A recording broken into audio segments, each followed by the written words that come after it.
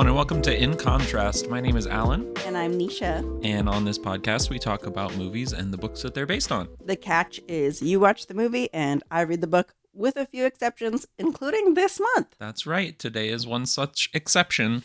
We are in the midst of the holiday season. Yes. We're still nice and full of turkey. Yeah. Very full of turkey. And lamb and other delicious things. Yeah. And so, we're kind of sandwiched in between two bigger episodes here on In Contrast. Mm-hmm. We just released our huge Frankenstein episode, and we got another special one coming this coming month. So, to celebrate, we gave thanks together for the magic of animation.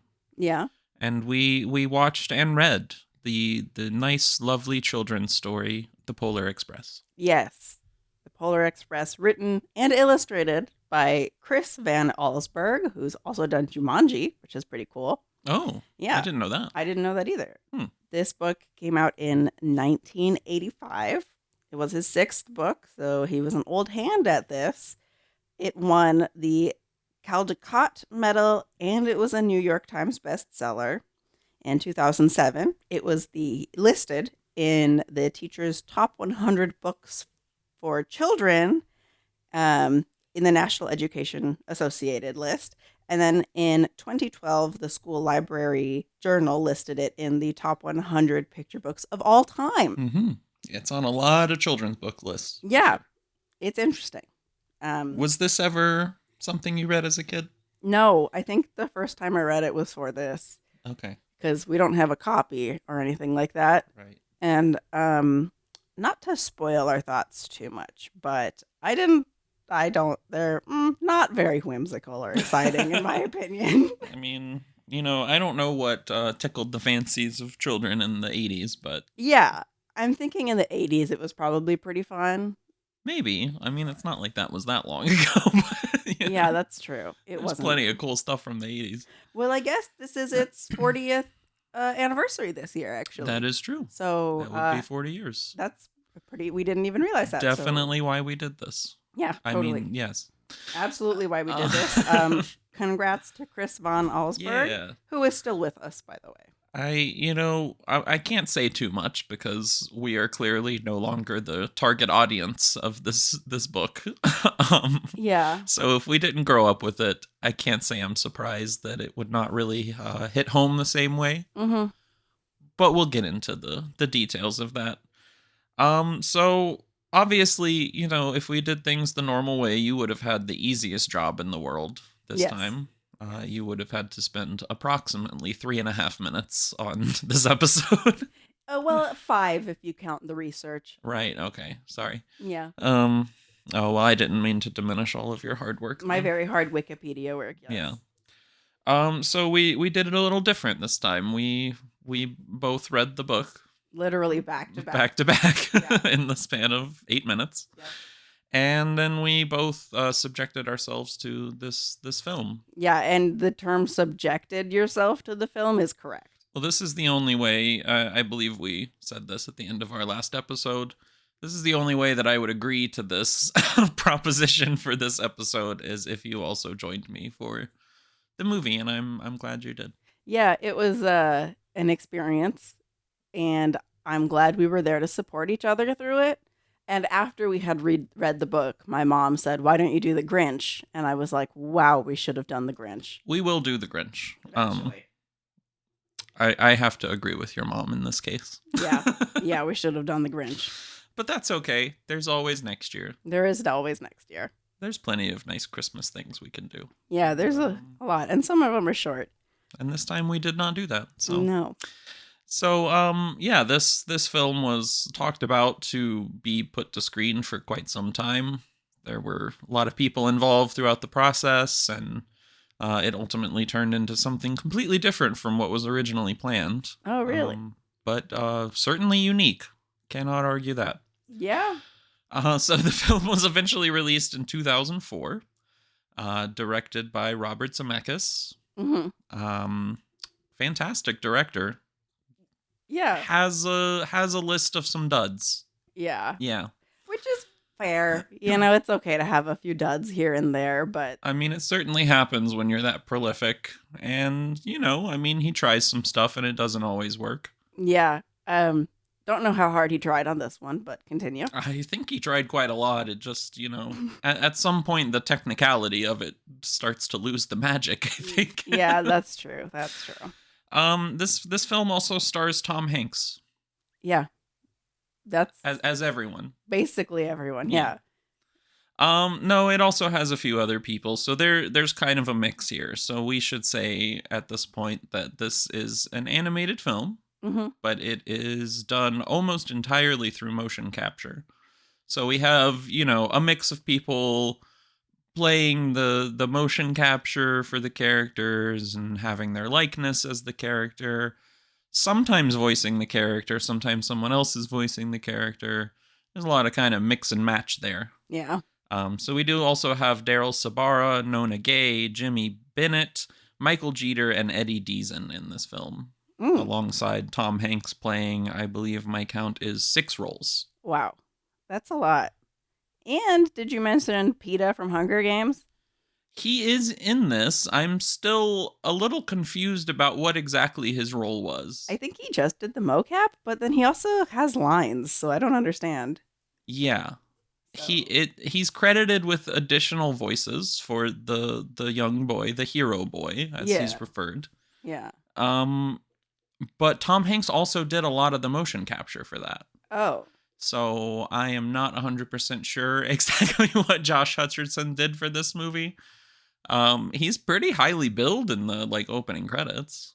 That's bizarre. It's very strange. It's not like I couldn't have figured it out. I just did not feel like it was worth the time. No, this is not going to be a long episode. So, yeah, so we have all of this. Most of those are also one person did the mocap and someone else did the voices. With the exception of most of Tom Hanks's characters. Yeah, well, he looks like at least 4 of these characters, so. Yeah. Just an interesting choice. Now, I remember what a big deal this was when this movie came out. Mm-hmm. This was during that time. Same thing was starting to happen with video games a little bit, which they've kind of continued to do, but also kind of gotten away from. It's just kind of balanced out, I guess, where it was such a big deal that you could get the characters in an animated movie or in a video game to look like the people voicing them. Yeah. This has obviously been, there's, what was the one that Elliot Page was in, that game, Between Two Souls? Yeah. There's obviously Norman Reedus and Death Stranding, which is a really popular example. But there's been this kind of back and forth throughout the years of people trying this. But this was a pretty early example, I remember, of people being like, wow, you can do that? Mm-hmm. And not just before it was taking an image and pasting it on the blockiest face you've ever seen. Exactly. And it was pretty, if you've never seen some old games, it looks bad. Yeah. PS1 Hagrid is judging you. Okay, well. Too bad. So yeah, are you very familiar with a lot of this voice cast? No. Yeah. Tom Hanks is about the only person I really know. He's certainly the most famous here. Daryl Sabara is you may know him as the brother from Spy Kids. Oh. Yeah. Okay. So, you know him. Yeah, I've seen Spy Kids. I think I watched it on a plane 9 times once when I was flying to Singapore. Yeah. 9 times. I have a recollection of watching it multiple times. I can't say that I didn't also do that when I was younger. Yeah. So. And I was trapped on a plane to Singapore. So yeah. Well, that's a great time to do that. I would just do it in my bedroom for fun. Probably what actually happened is I hit play and then passed out, and then I hit play again and then passed out, and I didn't actually watch it 9 times. So really you only watched it once, just in 9 separate pieces. Yeah, probably. So, and then another interesting thing here is that Michael Jeter is credited as the voices of Steamer and Smokey in this movie, who are the duo that man the train, the conductors, basically, I guess. Yeah, who are not in the book. Very, very goofy. Yeah, they are entirely invented for this movie. Yeah. As is a good portion of the movie. Yeah. So he is credited for this, but unfortunately he died while recording the voices for this. So a lot of it had to be re-recorded by Andre Sogliuzzo. But this was still like kind of considered the last role for Michael Jeter. The movie was dedicated to him. You would know him from stuff like The Green Mile, Miller's Crossing, the American cinema classic Air Bud. Air Bud, yes. Yes, so, R.I.P. to Michael Jeter. Yeah, that's too bad, but I'm glad they still credited him. Yeah, of course. And notably, those characters, Smokey and Steamer, are the only non-motion capture characters in the film. Oh, really? I mean, it makes sense. There's not a lot of ways to do mocap for them. No. But their animation is really good. Yeah. I would say, considering that it's not mocap. It's true. They look just as natural as any of the other characters. Is that supposed to be a joke? I mean, it's an observation. I think that I would argue they look more natural than most of the other characters. Yeah, well, yeah, because they lean into the cartooniness and like there is this element of allowing stretching and things like that make cartoons look more natural, but it's not. Yeah. Anyway. I kind of feel like maybe they should have just gone that way for the whole thing. But anyway. Yeah, probably. This was a pretty notable film when it came out, not just for the reasons that I just said, but because they were testing out this kind of newish technology. It ended up costing a whole lot of money. Surprise. Surprise, surprise. So it was the highest budget animated film at the time of its release at about $170 million. Wow. Yeah, it was incredibly expensive to pull off this motion capture. Nowadays, I don't think it would cost quite that much, but this was obviously a little more innovative at the time. Not that they weren't doing mocap at all, but it was just different. Well, nowadays also they wouldn't spend the extra time to have Tom Hanks play himself and then another character he's in the scene with. They would just hire two people so they don't need the studio for 5 extras. Right. And I'm sure that Tom Hanks is not the cheapest salary on the board. No, I don't know. He's not. I don't know why he did this. So, interestingly enough, it's not like he was pulled into this for some amount of money. He was the one that got this movie made. Oh. Yeah.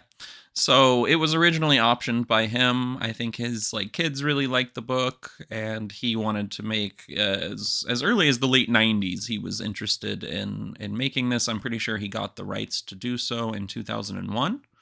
Other people had approached Van Allsburg about doing a film version of it, and he kind of always brushed it off. Just, obviously the nature of making a film out of a book so simple and short, you're going to have to add a lot of stuff. Yeah. Maybe he was open to short films or something, like a nice, this would be a lovely 15, 20 minute Christmas short. Oh my gosh. Imagine it before a Pixar movie. Yeah. Even that you could definitely pull that off. It would be pretty nice. But he kind of was just not interested. I didn't see many details about who had approached him prior to this, just that he had turned down several offers.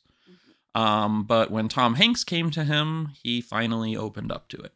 Wow, I bet he wishes he went with one of the previous offers. So here's probably the most interesting part about the lead up to this being made. He finally made a deal with Hanks to do this film. And one of the most interesting things about this deal is that it explicitly said that the film will not be animated. Oh. Because Van Allsburg felt that animation would not fit its style. Which I kind of agree with. It's a very interesting fact. Yeah, that is an interesting fact. Based on what we now feel and know about this film. Yeah. Wow, I bet he really wished he had gone with some of the previous people. Yeah. So there was a lot of back and forth over a couple years of how exactly to make this. Originally, Rob Reiner was set to direct, which is basically just a different version of Zemeckis. Okay. He did Princess Bride and Stand By Me and all this, they have this same kind of Spielberg light, kind of way of making films. Anyway. So that fell through, and then Zemeckis came through, and he explored some ways to do it live action, ironically said that it would cost too much money to make live action, and then decided to make an entirely new way of animating it. that also cost lots of money. Oh my God. So yeah, I don't really know what the reasoning there was. I don't know why he thought this was a more frugal way to make this, because clearly it wasn't. I feel like that's probably not true. He probably wanted to make it animated and kind of just was like, okay, I'll play his game. It has to be something like that. Right? Yeah. And that's not no shade on Robert Zemeckis. I'm not trying to like be mean to him or something, but I just don't understand. Like, this just doesn't make sense to me. Clearly he wanted to try some stuff, you know? Yeah, he wanted to be innovative, and he certainly was. Boy, was he innovative. Oh yeah. But you can't say too much, because it's kind of stayed around. Like, this movie didn't just drop and then get forgotten about. It's kind of still around in a very surprising way. Yeah, I mean, it's the kind of movie you can just put on for your kids and they're going to enjoy it. Yeah, it's true. Yeah. I feel like some kids would still be off put by it.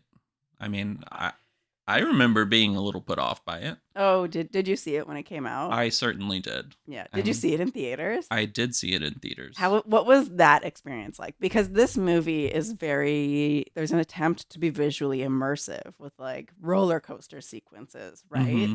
So what was that like for you? Do you remember? So at the time, it worked for me. I remember the animation feeling strange, the same as like Hoodwinked or something, Yeah. where it was like, it felt very odd, but I didn't hate the rest of it, Mhm. right? So like, I don't know, you specifically mentioned the roller coaster portions. Like, this is the time where I was doing like 8 different PC roller coaster building games, like not just Roller Coaster Tycoon, but like some of the ones that I can't remember the name of it. There was this Disney one I really liked, where you just like crafted a roller coaster and then you rode it first person. Nice. And so I was doing that all the time anyway. So I was just like, life is just like this. Like, you just sometimes are on a first person digital roller coaster. That's what you do. Mm-hmm. So that did not strike me as strange or anything at the time. I am also pretty sure when we were watching this, you were like, why does this feel like it should be in 3D? But I don't remember this being in 3D. And I was like, I feel like it was in 3D. Like, I remember being in 3D. So in my digging, I found that it was released in most theaters in 2D, but there was an IMAX 3D version released. Yes, I saw that too. That became very popular, and I'm almost positive that's how I saw it. Yeah, that would make sense. I think that's the only way you should watch this movie, unless you suffer from motion sickness, in which case you should not watch the movie. Yeah, pretty rough. Yeah, I think it's funny you compare it to Hoodwinked, because I was thinking about Hoodwinked a lot too. Mm-hmm. Famously weird animation, but they kind of lean into that. They let the characters be a little creepy puppety. They embrace that, you know what I mean? And they also have a roller coaster sequence with the sing and go. Yeah. And that, I feel like, adds so much to the story. It's like part of the story there. It makes sense, right? And then the animation style is not a good one. And they were like, okay, we're going to make sure it looks weird. We're going to make sure the characters look weird. And this is a goofy experience. Right. It does lean into it a little bit. And this is only 3 years apart. Not that they're the same style of animation in any way. No. But they're equally weird. Yeah. And one of them cost a lot more money than the other one. And it's not Hoodwinked. So you just have to ask yourself, is it worth it to ultimately get to the same level of uncomfortable animation? Yeah. It's interesting. Yeah. So I don't know if we've talked about the term uncanny valley before. Maybe we talked about it on Frankenstein. Maybe, yeah. I'm going to just define it again. There is this basically graph of cuteness for how realistic something is. So the more realistic and like anamorphic we create these images, the cuter it gets, until it gets too similar. And then you just see a huge dip in the graph of cuteness, mm-hmm. which we call the uncanny valley. And that is where this movie sits at the right at the bottom. Right at the bottom of that uncanny valley. Like, it might be trying to dig down through the grass. And, you know, it's not like this was like a mystery to a lot of people. Like, as Zemeckis started to make this, a lot of people were already questioning, like, I don't know that this is going to work the way you want it to work. Okay, he should have listened to the team. He probably should have listened. Yeah. And I mean, frankly, there at the time, there were much better ways to also superimpose faces and use faces. That's true. You know, there were some pretty cool 3D scanning techniques at their peak in 2004, which I know a lot about. Uh-huh. You sure do. And they didn't use it, and they should have. You know, and it's like, I understand slightly the reasoning behind him wanting to do this, but it's also like, is this even the right movie to do it with? No. Like, I don't know. He wanted the realistic movement and stuff, but I just don't think the technology quite made it there to accomplish what he wanted. Yeah. Because even it's not just the look of the characters, like even the movement of them is very odd to me. It's very off-putting. Yeah, and I mean, I think it seems like he was like, ooh, train adventure, ooh, 3D big roller coaster sequences, because there are so many. Yeah. And they take up a lot of time. And honestly, I think that was just trying to stretch something kind of minuscule into a feature-length film, which is why it would have been so much better as a short. But I do think there's a way to do it, which maybe we should talk about some of the other stuff before we talk about how we would have done the movie. Okay. That sounds good. Yeah. I guess we can talk a little about the characters. Sure. So in the book, there's like 3 characters that really matter. Yeah. There's the hero boy, who he's not called hero boy in the book. None of them are named, yeah. Yeah, but he's not named. There's Santa, and then Sarah, who is hero boy's little sister. Yeah. You see drawings of other kids, but if there was no art, I guess there's the conductor too, actually. But if there was no art, the cast would be like 5 people. Yeah. And then like some elves, you know, it really wouldn't be a big cast. So the art is what creates this exciting big world, which is why picture books are cool, is because you can pair these 2 things together. Mm-hmm. It's totally a valid form of storytelling. And so it's just these few people. And like we ran down, hero boy is potentially Tom Hanks and also Josh Hutcherson, and like we don't know who is. But the cast of the movie is much bigger. So we also have Tom Hanks playing. So he plays the conductor. He plays most of Hero Boy. He's the narrator who is also Hero Boy. He is, I'm trying to remember who all he plays. He is the homeless man who lives on top of the train and is also the most magical character. Who am I missing? He also plays the Scrooge puppet. Oh, that's actually a pretty cool sequence. It's so terrifying, though. It doesn't belong in this movie. Yeah, which we're going to talk about that a little bit more, too. Yeah. You got Santa Claus? Yeah, I got Santa Claus. Yeah. And then the boy's father. Oh, yeah, the boy's father, who, like, you can tell is Tom Hanks from, like, the blurry half perspective. You're like, yeah, that's obviously Tom Hanks.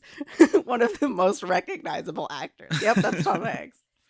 But mostly it's, like, the conductor. That's who he's mostly on screen as. That's the one that I would say looks the most exactly like him. Yes, yes. I would say the homeless man, the hobo, as they call him, I guess, who lives on top of the train, looks nothing like him. In fact, he looks like he would be at home in a Resident Evil game.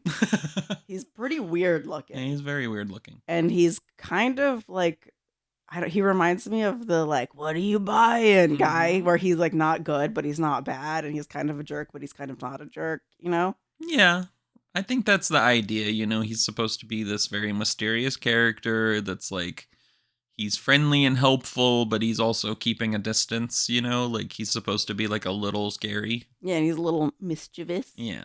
And then Santa Claus, his design was really disappointing. Did you find yeah. Really weird. I actually thought it would be cool if Santa Claus looked like Tom Hanks. Okay. But he was like one of the least detailed characters. Yeah. And it's like, this is who we've spent the whole movie getting to. That should be like the peak of the whole thing, and it doesn't really feel like it. No. And that's kind of how it feels in the book, too. That's true. Did I miss any characters you wanted to mention? Well, just the other kids. So Yeah. the ones that were added, they were based off of, some of the illustrations in the books, but they were, obviously wholly invented as any kind of character with any, character traits or name or anything like that. Yeah. Most of them don't even actually have like a name. Yeah. That makes sense. I didn't write down like half of them. That's fine. Yeah. Yeah. I do want to praise this movie for something though.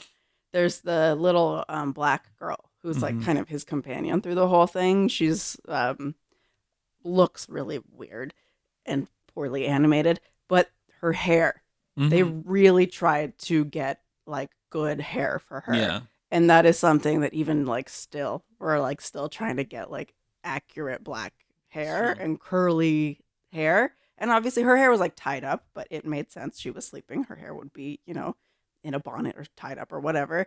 But you do see these little curls every once in a while. And I thought that was done really well. And it's especially comparatively to some of the other characters. They have some very strange looking hair at times. Like it's almost too realistic for the character. Yeah. But it makes it look unrealistic, if that makes sense. Yeah, it's like someone really spent a lot of time on her hair and not a lot of time on the rest of the movie. Yeah. So the movie hits all the major points of this very short book. Yeah. It just adds a lot of stuff in between. Yeah, I guess I can run down the story real quick, which will take me about 30 seconds.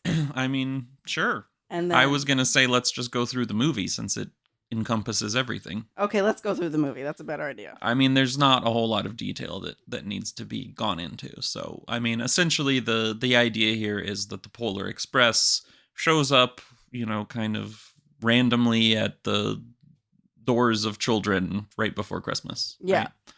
I don't know how these children are picked.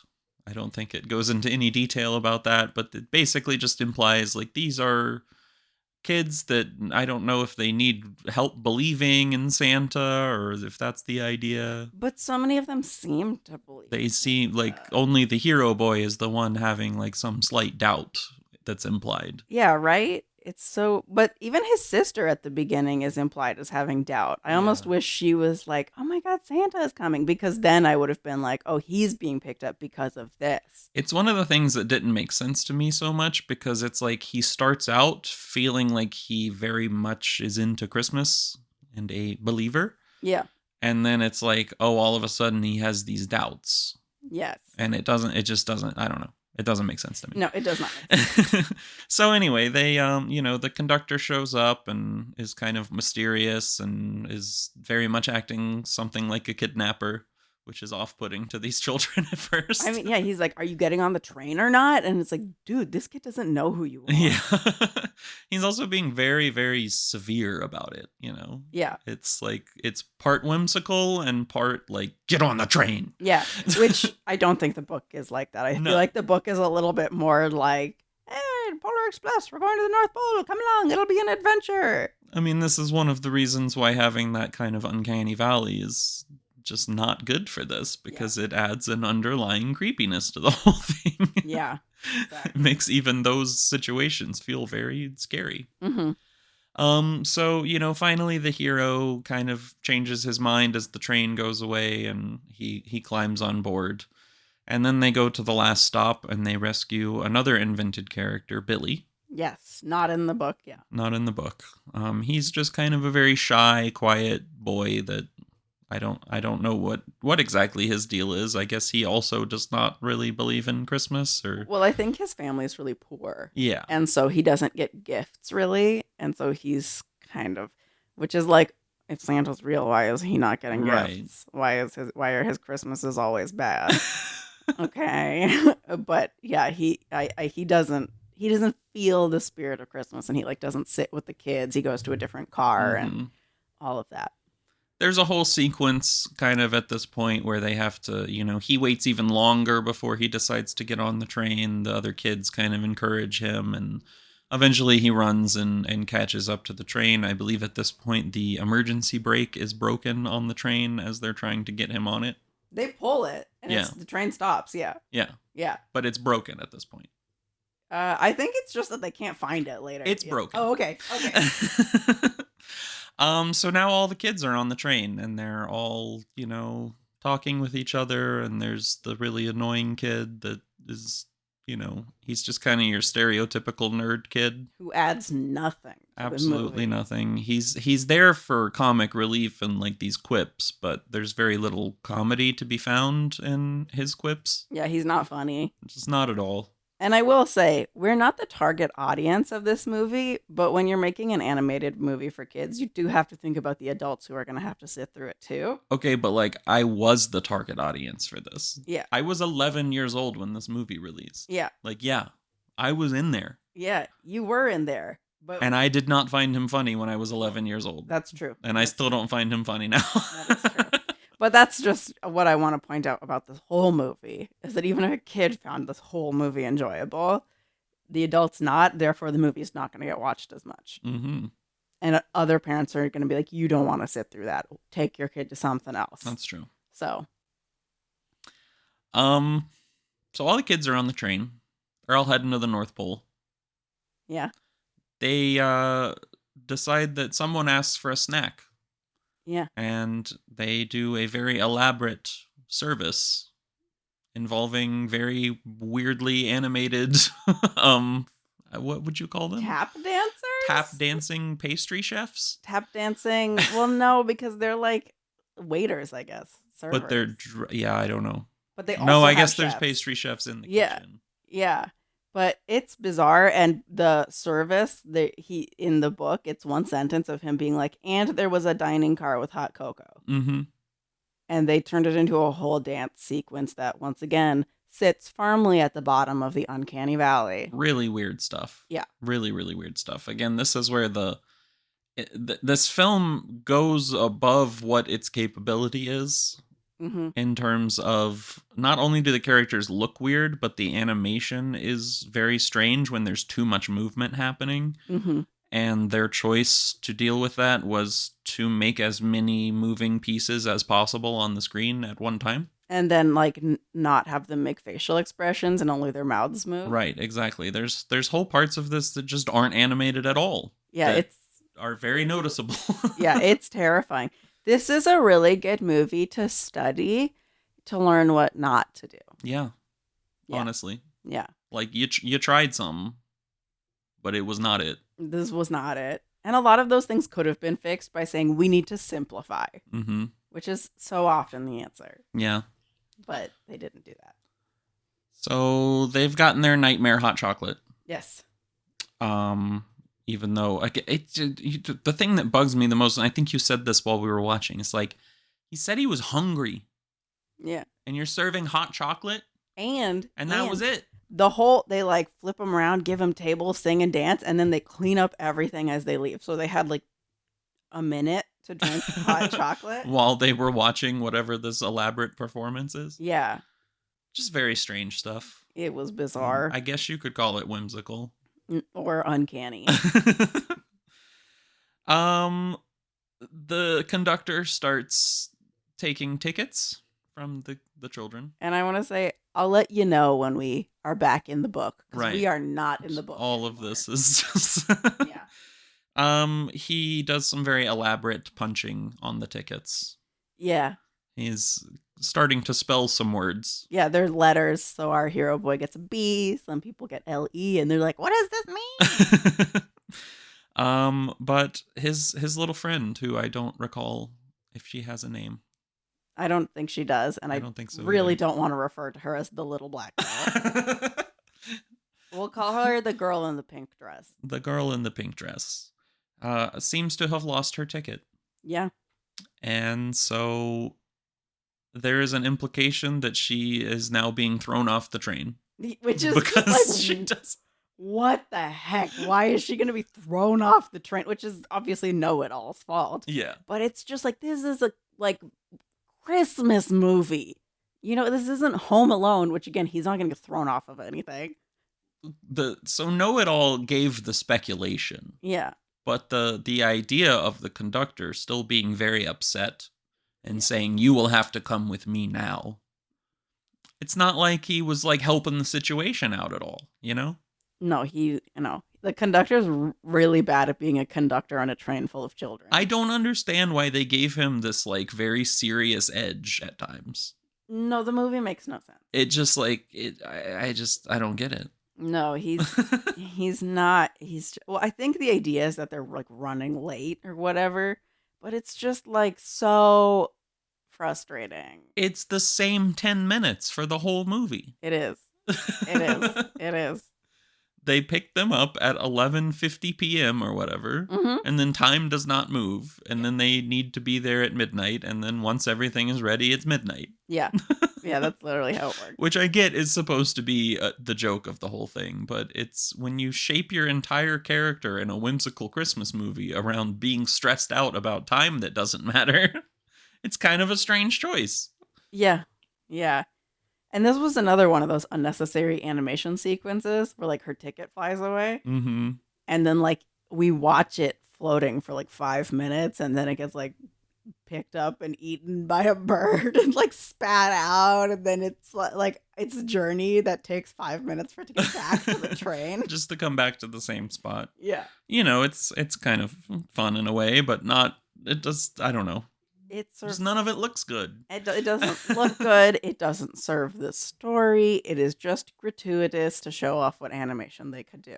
The only thing that it serves in terms of the story is that our hero boy feels very bad for this girl, and he does try to go and get her ticket for her.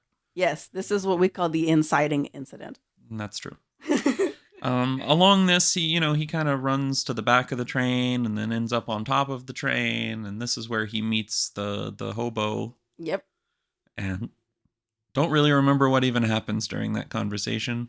It basically boils down to we have to go to the front of the train. Right. And there's just like coffee that has his socks in it. And it's like, oh, right. Ew. And then he's weird and he disappears. Ah, yes. How funny. Yeah, so funny. So funny. So, they make it back to the front of the train. He finds out that the girl is actually okay and she's just driving the train, sort of. Kind of. Mostly just sitting there. Yeah. Again, they put a child in charge of a train so the other guys could go change a light bulb. That's correct. While the train is moving. I guess that they thought there wasn't really going to be a whole lot to worry about, but that proves to be false. That's incorrect. As they see a glowing light in the distance, which turns out to be, what is it, like 100,000 to 1 million caribou? 100,000 to 1 million. Which is a pretty 30 big spread. to 40 feral caribou. Which, by the way, none of them have a light on them. No. There's no light. It's the reflection, Of what? Mm-hmm. Caribou with like the caribou. These are caribou with like the hunting jackets on, the like yeah, bright exactly, orange yeah. hunting vest. They have their safety gear on. Yeah. Yeah. No, it's the Arctic magical caribou that can illuminate itself. It's Rudolph. It's a defense mechanism. This is where Rudolph shows up. Ah, yes. So they're about to hit all these caribou that are in the middle of this like icy lake. And they have to try to stop, and they swerve? No, this is after that. Is it? I know it's before. They stop just in time to not hit the caribou. And it's because the little girl knows which lever to pull, but she's not confident enough. And then the little boy is like, decides to trust her, which like, thanks. A white guy finally trusting a, black girl. So she says she knows which one because they told her, but it's the one that doesn't look like a brake. Yeah. I think. Yeah, that's it. And then so she's like, I'm pretty sure. And then she starts to doubt herself. Yeah. And then he's like, okay, but are you sure? Yeah. And she says, I think so. Yeah. And then she covers her eyes. And then he says, are you sure? Yeah. And then he looks at the red one, and then he pulls the one she told him to. He chooses to believe. He chooses to believe. Believe Santa Claus. Believe women. Believe black women. That's the moral of this movie. So, I don't know. They move on from the caribou. Also, all the funny screaming sounds that what are their names? Steamer and Smokey. Yeah, whatever. They make all these very funny, like, caribou-like noises. Yeah. To the caribou while they're stopping. That is all still the voice of Michael Jeter, by the way. Okay. So we'll give him his credit there for these very funny sounds. Yeah, those are pretty interesting sounds, which, frankly, too long of a scene again. But every scene is too long of a scene. Very impressive noises, and the caribou eventually move. I think this is where the ice starts cracking and they run into the problem, right? Yes. So then they go, full speed ahead because the ice is cracking. Which makes sense. And they're not on the track anymore, by the way. The track is buried by ice. Right. But then they manage to catch up to the track again. Through some series of Tokyo drifting. Yeah, somehow they're able to turn left and right. This is where you pause the movie and watch Tokyo drift and then come back to the movie with a barf bag. Uh-huh. Because this is the first roller coaster sequence? I believe so. And it is way too long. Yeah. Also not how trains work. So they go down this very elaborate cliff that is, again, very much like a roller coaster. Yeah. And by the way, they don't try to explain it by being like, oh, it has to go up and down the mountains. There's literally sequences where the track is just built like a roller coaster. Yeah, just completely with like platform underneath, like going way, way up for no reason at all. Yeah, it's whimsical. It's not. So they basically are like running at full speed. It's a runaway train at this point, right? Yeah. Yeah. Oh, yeah, because the brakes are all broken. Right. Yeah. Exactly. Anyway, there's lots of mild peril. Just all the mild peril. I mean, I'd say it's not very mild. They're, It's only not mild because of the uncanny nature of the movie.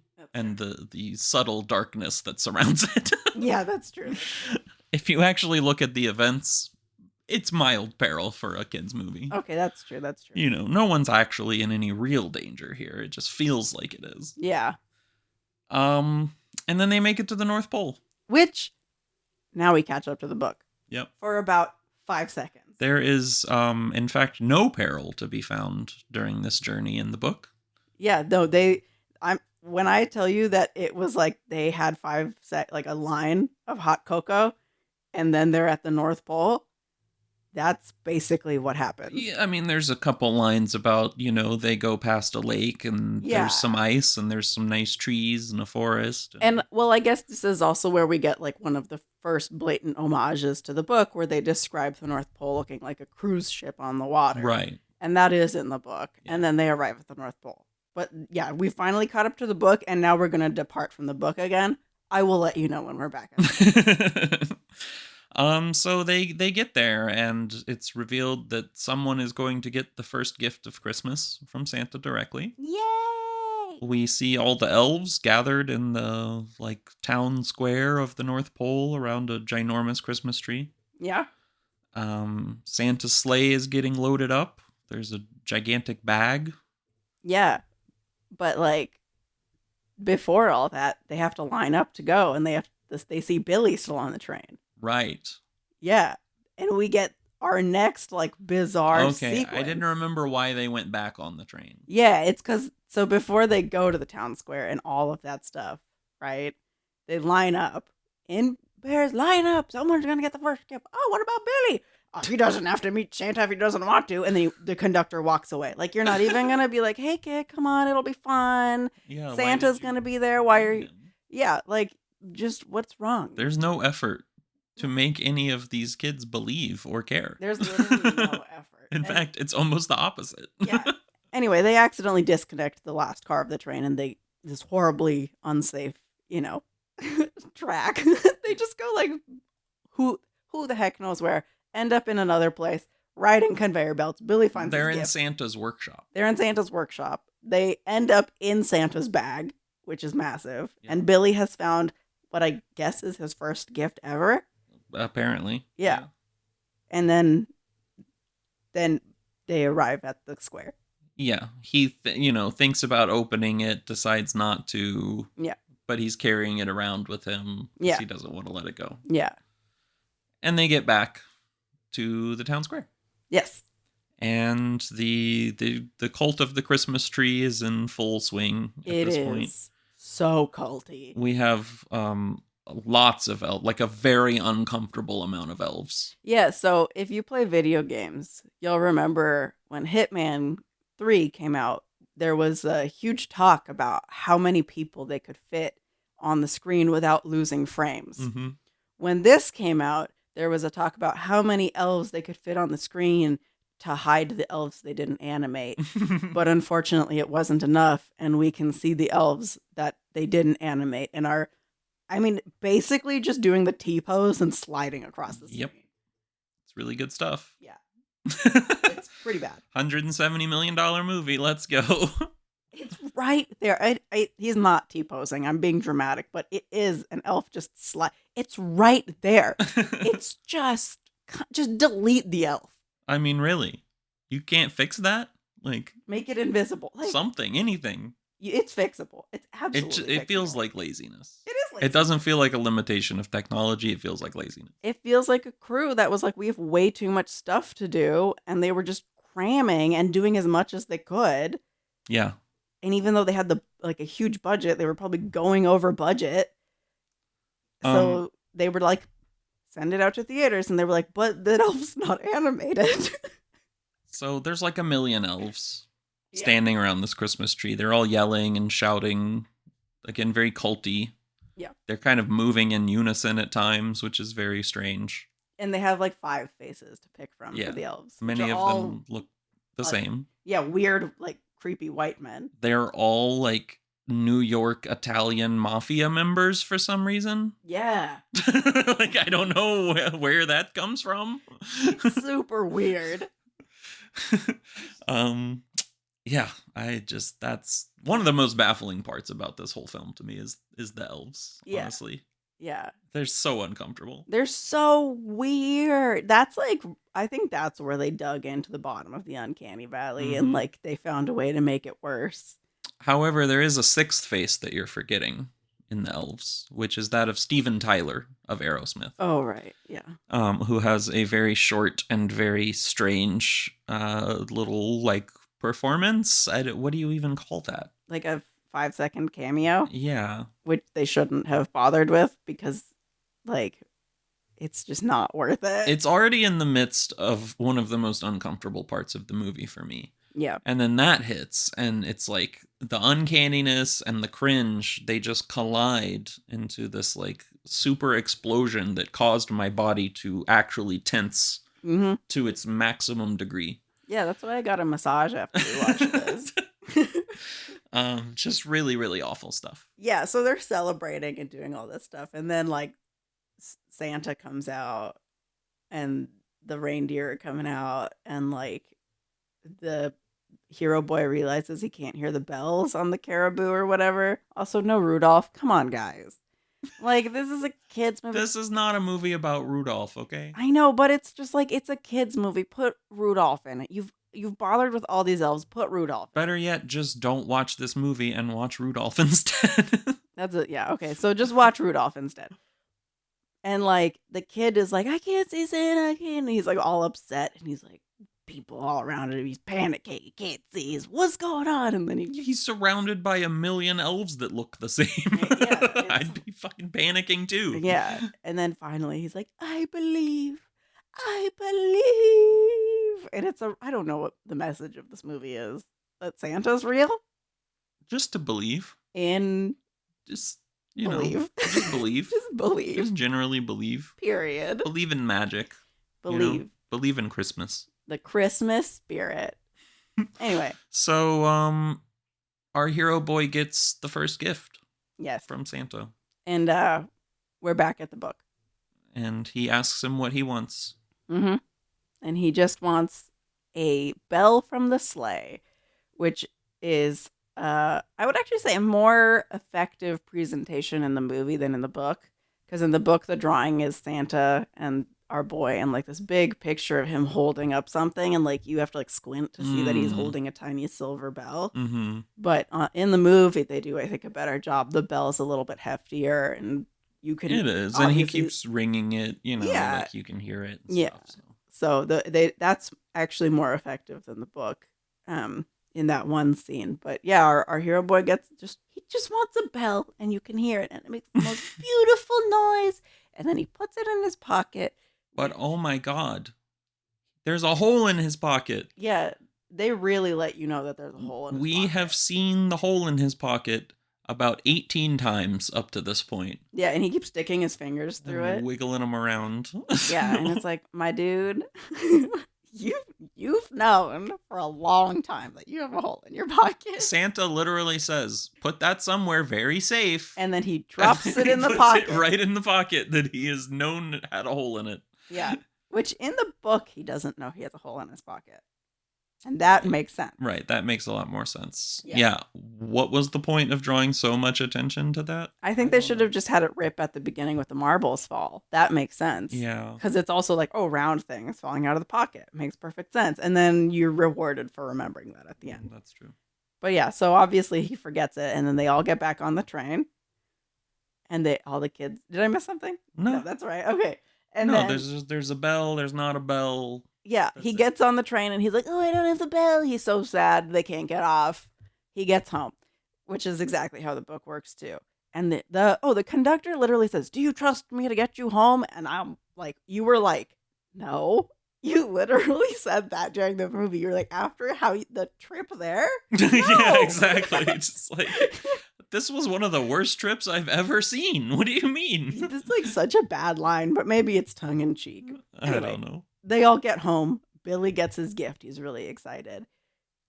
Our boy is opening gifts, and his little sister, accurate to the book, finds this small little gift in the back, and it is the bell from Mr. Claus, who says... Mr. Claus. Mr. C, who says, get that hole in your pocket fixed. Which, like, thanks, dude. Why didn't you just tell him to put it in his other pocket at the time? Also, like, I know he asked for the bell, which is a very modest gift. You know, very representative of his newfound belief in Santa and Christmas. Mm-hmm. Just send the kid a sweater with it, man. Yeah. Like, come on. Remember, this is the Santa who doesn't give poor kids gifts. And only gives our hero boy the first gift of Christmas, which is a bell, which no one else can hear. At least after a while, no one can hear it because they don't have belief in Christmas. Yeah, that's like the whole conceit of the story, really, is that his parents can't hear the bell. Eventually, his sister can't hear the bell. Yeah, which is in the book. Yeah. And it's a terrible ending that he's like, I can still hear the bell to this day. I'm the only one. It's such a lonely existence. But he believes, damn it. But I believe in Santa Claus. And that is the Polar Express. That's literally the Polar Express. And what I would have done to improve it is not make a movie. No, I think the train journey could be a fun movie, but it should have focused more on his attempt to, his fight to believe in Santa Claus and magic, right? And like whimsy, but also like friendship.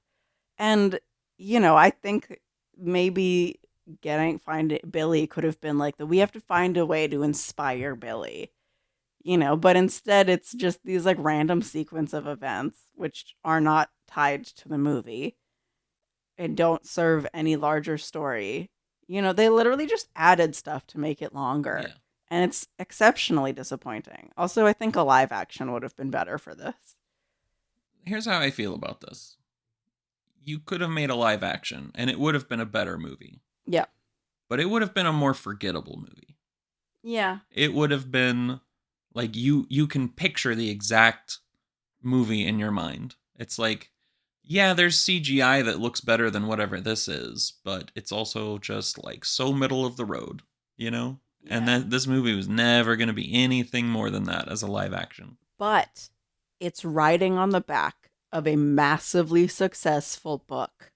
It would have made tons of money. So that would have been fine, I think. Yeah, it would have been middle of the road, but people would have loved it because they love the Christmas Carol. But I don't think it would have stuck around as much. Well, no, but now that's because we like ripping into it. Yeah. Well, not everybody. That's true. We did see some reviews of people who think it's the best Christmas movie ever. I mean, there's people that I know that watch this movie every year. Oh. Ugh. It is very much a tradition for some. No. They recently did like a live concert tour for it. Ugh. Which, granted, the music is one of like, at least the main theme. Most of the music is like nothing to write home about. It's just serviceable. Certainly not good enough to have a whole like live orchestra tour for this, in my opinion. But no, I like just the main part of the main theme. It's very memorable. It's nice. It's Christmassy. And then Josh Groban gets to finish it out. And Josh Groban finishes it out, which he was also a very important person to me at the age of 11 years old when this movie came out. So yeah, he was the first person that I saw live in concert. Oh, that's pretty cool. Yeah. Oh, I didn't know that. Sometime around this time, maybe right after this or something. I was like 12. Yeah. Yeah. And it sounds like he smartly retained the rights to that final song, which I expected, because this was the era of like a movie and then like a horrible pop song during the credits that makes no sense. I literally was like, all right, and here's the bad pop song, and it was like Josh Groban, and I was like, oh, I guess I'm eating my words. This is actually like a pretty decent song. It's it's a very like kind of silly saccharine song to go along with the silly saccharine message of the movie, but it it's pretty good. Yeah, I mean, it's because Josh Groban's a good singer and he doesn't like do weird pop stuff. He's just like, I'm just gonna like sing this song really well. It's probably the best thing about this movie. Yeah, no, it's definitely the best thing about this movie. Okay, who was your favorite character though? Do I have to pick one? Yeah. Okay, then Smokey and Steamer as a whole. Okay. Or the caribou. The caribou are pretty good too, actually. They're fun. I really like the hobo, but I want to see him in something else. That's why. I think he's he's the most interesting character. Yeah. Because everyone else is boring. That's true. And he's got this weird creepy thing going, and obviously I want to see him in a horror. A horror. Yeah. He was in a horror. It's called The Polar Express. That's true. But Smokey and Steamer were a really good comic relief, I think. They're just fun, yeah. Yeah. And again, like, I think it's telling that they were the only non-mocap characters, and they're my favorite because they're the least off-putting. Yeah. Yeah, and well, also the hobo is not a face that's plastered in. It's a unique face they designed. So there's another notch of like, it doesn't look like they just created a face. That's true. Which, I feel pretty strongly about, like, I don't want famous people's faces just plastered into my 3D animation without reason, because you have so much freedom and so much ability to do really cool things. And I think that's, despite what I was saying, all the craze about that when it first happened, like, I think that's ultimately where most of us have settled as a society. Is that, like, okay, sometimes it's fine, but, like, what's the point ultimately? Yeah. If you can just... Like, if you're going to hire an actor to look like themselves, just have them be themselves. You know what I mean? Like, it doesn't need to be animated at that point. Yeah, just make a live action. Otherwise, just have them do a voice. Yeah. And I think it really pulls me out, too, when you see, like, oh, that's a real person who I can recognize. As my father says, my suspenders of disbelief don't stretch that far. Oh, boy. But yeah, so this was, it was very much a mixed bag in terms of reception. Like I said, some people were really into it. I remember having conversations with, like, kids at the time, and it was like, yeah, it's cool. It looks kind of weird, but it's cool. Yeah. That was essentially how everyone felt about it. But I don't know anyone that's like, that animation is so good. I think also when we're talking about inventive animation and like innovating in film, you actually kind of want to focus on an adult audience, because those are people who are going to be like, all right, this is something new and exciting, and I'm going to allow that Yeah. and be, but instead they bit off way more than they can chew and tried to make a kids movie that's not good No. at all. So it's like they shouldn't have bothered with a lot of the innovation. And it genuinely, if they wanted to make something animated, they just should have simplified a little bit. I'm saying, like, it just, the perfect version of this would have been only in the style of those non-mocap characters if they wanted to have it look the way it does generally, and it should have been 20 to 25 minutes, Mm-hmm. I don't know what other art style you could do with this. I think you could play around with it, like, you don't have to try to make it look exactly like the illustrations. Yeah. But even something hand drawn, like, in the way of like the snowman or something, like that would work pretty well for this. Yeah. Yeah. Or leaning into the like almost like the Disney 3D Yeah. animation where it's that borderline. That's kind of at the peak of the uncanny valley before it dips off, right? Yeah. Where they have the big eyes and like a little bit disproportionate bodies. But it works. But so I think that could have worked, and that feels more whimsical than because like we don't need them to look realistic. Yeah, what's the point? It's not a realistic movie, so why does it need to look realistic? And the two least realistic characters are your favorite. Yeah, they are very cartoony. They do the stretching. They are one's this skinny tall guy and one's this big fat guy, and they are balance off each other really well. And they're funny, and I think you're right. And I do think there's like a way to use mocap, but it's like use mocap and then make the characters look whimsical and fun and exciting. Yeah, like you could use it. They should have used it more sparingly, in other words. Yeah, and they shouldn't have worried about needing the characters to look like who's playing them. But I think you mentioned before that, Tom Hanks being like in the movie, but its animation was a selling point. Okay, not all the characters needed to look like their actors, though. But at the same time, I wonder, like, because that's all I remember about the conversation around the movie. Like, I'm very curious to know how it would have performed if it had been done the way we're talking about. Because that was like the entire gimmick of the movie. Yeah. And so, like, would anyone have even cared if it was something different? I don't know. Well, I'd also, you use the word gimmick. Yeah. Which I think is very telling, in that they needed a gimmick to sell this movie because it's not a good movie. Well, yeah, but if they made something different in the ways we're talking about, then maybe it would have been a better movie. And that's exactly, I think if they had changed a lot of things, it would have been a fun, whimsical kids movie about the trip to the North Pole on a train and how they run into caribou and they have to problem solve and like they have to work as a team and they have to like, I think like the moral of this story could have been friendship and coming together. And those values, but instead it's like problem solve. It's very Deus Ex Machina the whole time. Like something convenient happens and everything is fixed. Yeah. And then the kids never see each other again. But they believe. Believe. So, yeah.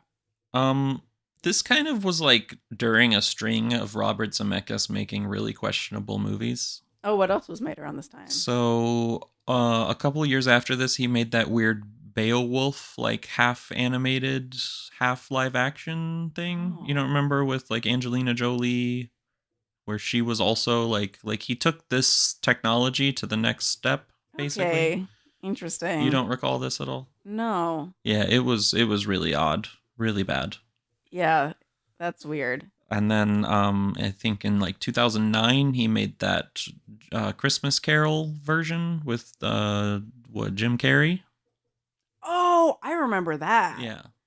The like also like weirdly animated one. Yeah. Yeah. Oh. I never saw that one in full, but I remember not liking how some things looked, but I never saw it either. Yeah. This was just a really weird stretch of time for him. Yeah. I mean, this is... The dude made Back to the Future. Yeah, that's what we were looking. We were looking at his like filmography. Here's some of the hits. Yeah. Back to the Future, Who Framed Roger Rabbit, Forrest Gump, Castaway, Contact, Death Becomes Her, and Romancing the Stone, among many others. Yeah. Some of those movies, at least, if not all, you're going to be like, oh, that was really good. These were all critically acclaimed. Yeah. You know?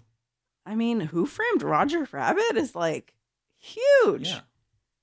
Which, like, you know, he has this kind of, like, again, very saccharine quality to his films that I'm not always there for. Yeah. And, like, kind of a goofiness. So it doesn't always work for me, but those are very, you know, mostly good movies.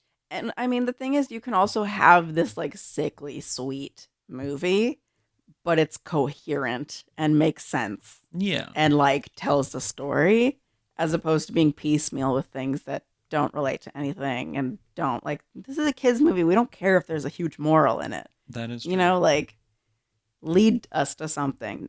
Like, what is the point? I don't know. He clearly just got obsessed with this strange technology and strange style that he wanted to try. You definitely will have to, after this, look up some still shots from Beowulf. I will. Because that thing is just bizarre. Yeah.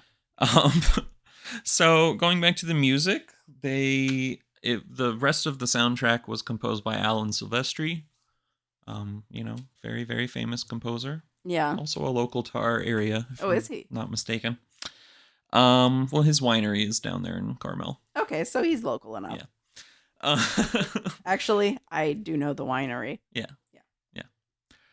I do remember this being a very big deal.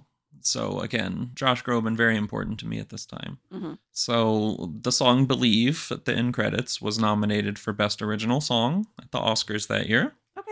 Sure. And there's a performance that lives in my mind where Josh Groban performed it with Beyonce. Oh. Yeah, they did like a duet. Was it good? Of it. Really good. Yeah. I mean, Beyonce's an amazing singer, Yeah. but I could also see like their producers or something being like, and I want you to do like some weird pop. And it's like, but no. No, it was good. It was proper. Oh, okay. I'm going to have to look that up because Beyonce is a very good singer. Yeah. I mean, I haven't. This is just what lives in my memory, of course. Mm-hmm. I could be totally wrong, but for 11-year-old me, yeah, went off without a hitch. Well, perfect. They're two cool people, so we'll just assume the best. You know, you had mentioned the like Disney Pixar animation style. Mm-hmm. It's worth noting that this was actually considered a little bit of like a flop in terms of box office performance. I mean, yeah, makes sense with the budget they had. Nowadays, it wouldn't be. It made money. Okay. It made like $300 and something million. Oh, wow. This was just at the time where all sorts of things made lots of money like that. We just don't really do that anymore. Yeah. So it premiered second on its opening weekend behind a little film called The Incredibles. Oh. Yeah. Well, that's the exact animation style that we said. Well, that's what you just said, but that they should have used. Yeah. Yeah. So that's an interesting point there. Much superior movie. Now I'm picturing the conductor kind of having that like big broad chest, maybe not quite to the father at Mr. Incredibles, you don't want it that exaggerated. But having that kind of build, and then the kids be, our hero boy is this like skinny kind of slouching boy, and we see him slowly stand up straighter and straighter through the movie. That's true. Oh my gosh. And it could have been not just about like, it's like about belief in yourself and your capabilities and your abilities as a friend and leaning on your friends. I think we could write a better movie. There was also a video game tie-in. Do you remember this? No, but we're going to play it. I never played it. Well, here's the blurb from the Wikipedia article regarding the video game. The plot of the game is somewhat different than the film. Okay. Shocking. Within the game, the Ebenezer Scrooge puppet is set as the main antagonist of the game. Actually, that would have been a good start with the... Okay, sorry. He attempts to prevent the children from believing in Santa Claus by stealing their tickets and preventing them from making it to the North Pole. That sounds like a much better story, where like immediately you see the train car with the abandoned toys, and they're the toys themselves are spiteful and vengeful, and then you like recruit the toys to help you. You have to win them back over and show that like just because you were left like thrown away doesn't mean that there isn't still value or love or you can't bounce back. again, morals that you could have had. Do you know where else you can find that exact story? Where? Rudolph. Okay. Oh my gosh. So just go watch Rudolph. Go watch literally any other Christmas movie.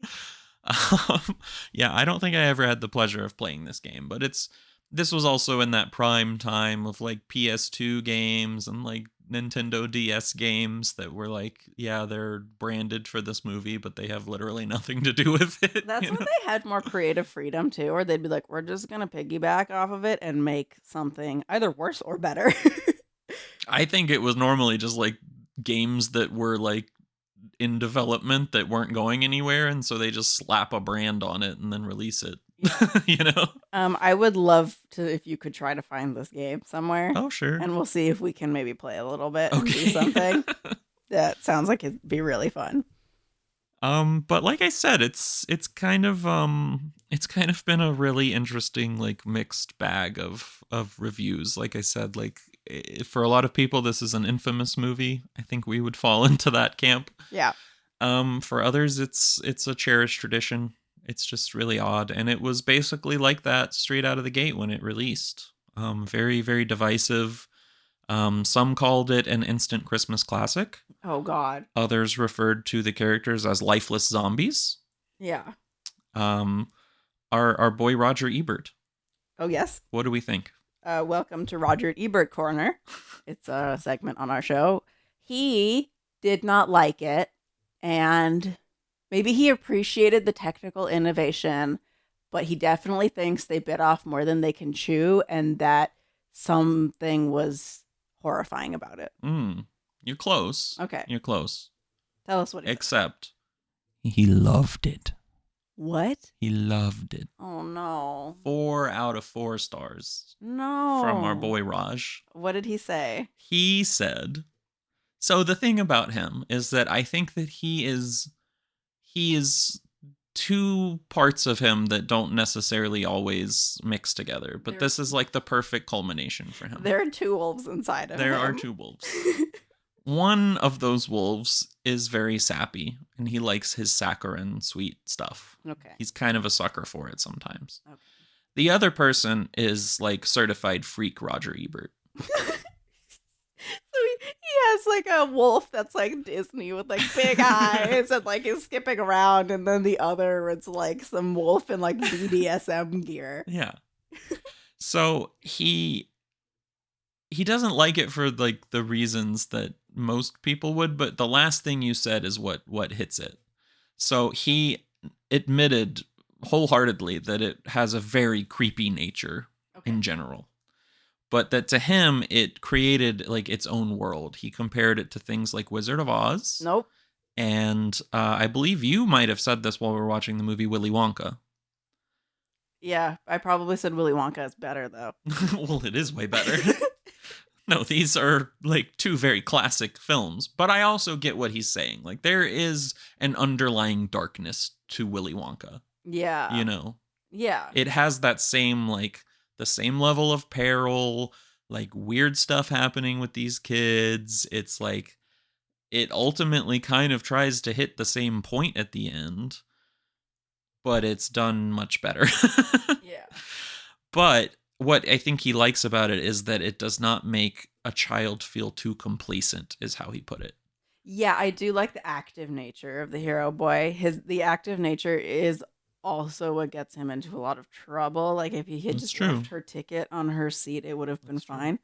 And then she literally at one point goes, "Oh, I left my ticket on my seat," and it's like, so she knew she had left it there. Yeah, she left it there on purpose. I mean, maybe keep your stuff on your person, but you know. Yeah, but like, okay, just like hold on to it for her. Don't like make a big deal out of it or something. Like, dude, you. Oh. Anyway, yes, I do like the active nature, but that's like it's just not. Anyway, I said it all. Anyway, that is one of the things that I can appreciate. Again, I think there are plenty of other movies that do this in a much better fashion, but it doesn't pull any punches in terms of the way it treats the kids. No. You know, yeah. And again, I don't think that this is the movie to do that with. No. But that is what he really focuses on in this review, is that the kind of subtle creepiness and weirdness of the whole thing is what makes it good. Okay. And if you're going to say anything is what makes this movie good, I'm okay with that one. Yeah. 4 out of 4 stars, though. Even it sounds like even he doesn't think it should be 4 out of 4 stars. Like when he analyzes it objectively, he's talking about how some things don't work. Yeah. Right off the bat. So I mean, maybe it was just he was just happy and whatever. It's equal parts. He's a sucker, and the whole like Christmas spirit got to him. Yeah. And it scared the children, and he likes that. Yeah. Yeah. Certified freak Roger Ebert. I usually like to write down themes for our podcast. Not this time. Well, so for the Frankenstein episode, the list was so long of things that we could have talked about for like individual points that we could have had entire podcasts about. This one I wrote down belief and the spirit of Christmas. Uh-huh. I mean, it's true. Like that's so in case you like didn't catch on, they actually say the word believe on the ticket at the end of the movie. Yeah. And so that means that like the lesson is that you should believe. Just believe. Okay. I told you, believe Santa Claus, believe women. That's true. That's it. Believe Santa Claus, believe women. Yeah. No, and it acts like each kid gets a moral at the end, but it's not Not really. It's not executed well. It's really odd. Yeah. This movie has also lived on seemingly very, very well in the model train community. Well, that makes sense. Yeah, there are a lot of replica sets of this train. Yeah. Like a lot. Yeah. Really interesting. That makes sense. It is, of course, an American 284 Berkshire type steam locomotive. Which they say in the movie. In the movie. Our good friend Know-It-All. He does, in fact, know it all. Yeah.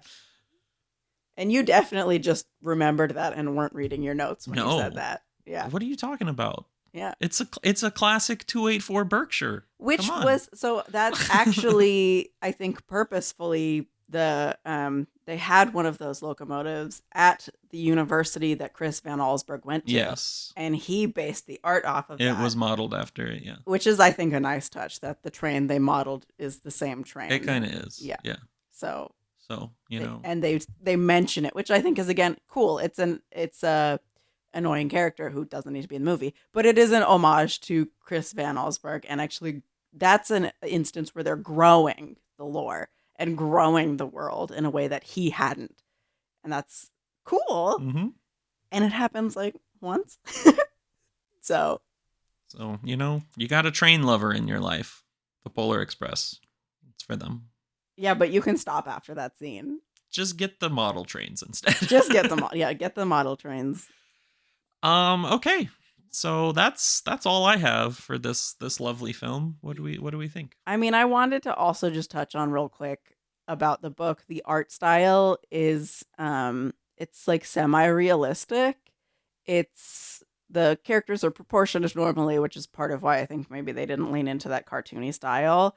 But there are some images, like there's one of a little girl eating and like her eyes are just black, and it's kind of terrifying. Awful. Yeah. So I was like, oh, I see why the movie ended up like this.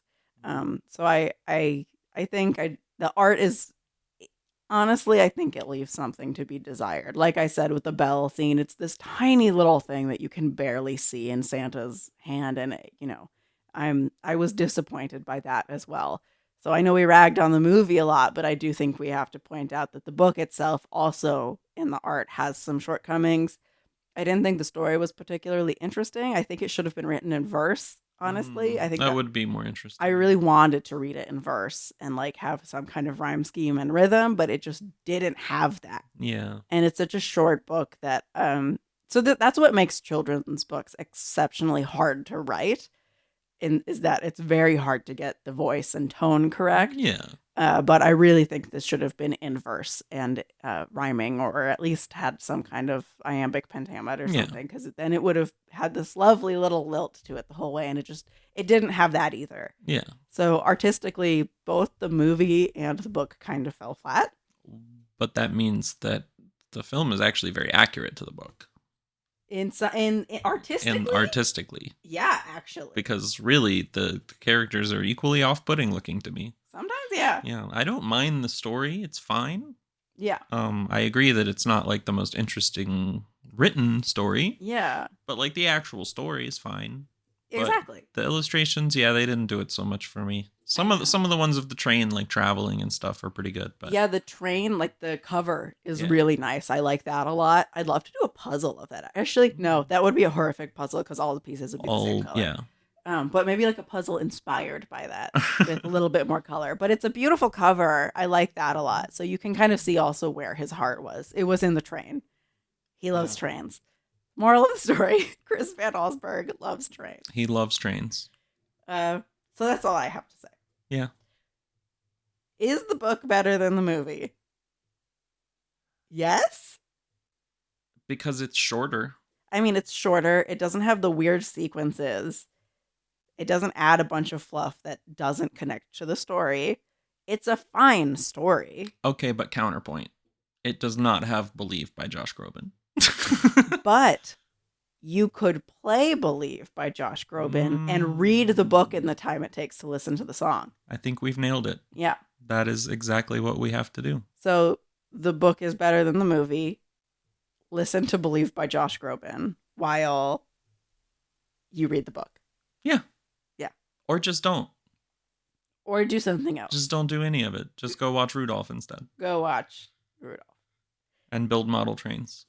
That's actually a much better day. Build model trains while watching Rudolph. That's a good day. Or any other Christmas movie. Yeah. Or Hoodwinked.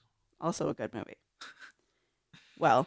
You'll be very happy to know that there were vague rumors started last year, around January of last year, of a potential sequel. I think I heard about that. Yeah. I don't want a sequel to Hoodwinked. Oh, no. Oh. Of the Polar Express. Oh, that's worse. Welcome back to our conversation on the Polar Express. Oh, I had left that. I was ready to move on. There already was a Hoodwink sequel.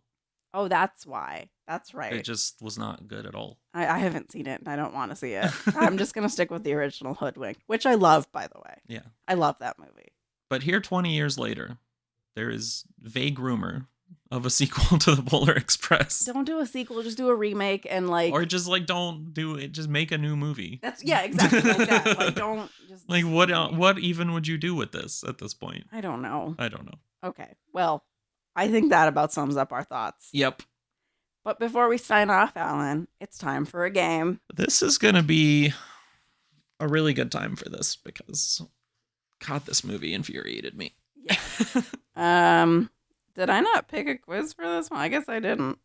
So we're going to pick this. Oh, I've been sitting on this one for a while because anyway. Are you ready? Yeah. Let's hear it. From the moment they met, it was murder. I didn't pause for dramatic effect. I paused because I spaced out in the middle of reading that because I'm really traumatized from the Polar Express. So let me read it again for you. From the moment they met, it was murder. I'm pretty sure this is a movie you've seen. This is the 2027 sequel, The Polar Express 2. Yes! No. Oh. No. What kind of genre do you think it would be? A romance mashed with horror. How about if I read it like this? From the moment they met, it was murder. Oh. Did that help? Noir. Yes. But it is noir. But what? Do you want the year?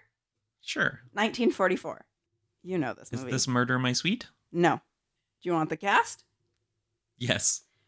Fred McMurray, Barbara Stanwyck, Edward G. Robinson. Oh, shoot. I'm pretty sure we watched this together. You're not getting it? No. Would you like me to tell you? Yeah. Double Indemnity. Ah, okay. Oh, duh. Yeah. An insurance representative lets himself be talked by a seductive housewife into a murder/insurance fraud scheme that arouses the suspicion of an insurance investigator. Man. Yeah, that's... I'm bummed about that one. Yeah, I'm surprised you didn't get it, but you were on a real roll, so I had to put you in your place. Yeah, I guess so. I did just pick it randomly, though, so, yeah. Anyway, that's all for now. Thank you for listening to In Contrast. I'm Nisha. And I'm Alan. Don't forget to comment, rate, and subscribe. It actually really helps us out if you do that. You can find us at In Contrast on Instagram and Blue Sky. Next up, we'll rate, review, and talk about Pride and Prejudice by Jane Austen. Her birthday is this month. It would have been her 250th birthday toward the end of December, which is why we're doing it in January. I can't believe she's lived such a long life. Such a long life. We also love to watch Pride and Prejudice, the BBC series, to be specific, during the holidays. Yep, it is something of a tradition. And we are also going to have a very special guest, who I'm not going to say, who will help us answer the important question, is the book really better than the movie? Happy holidays. Happy holidays.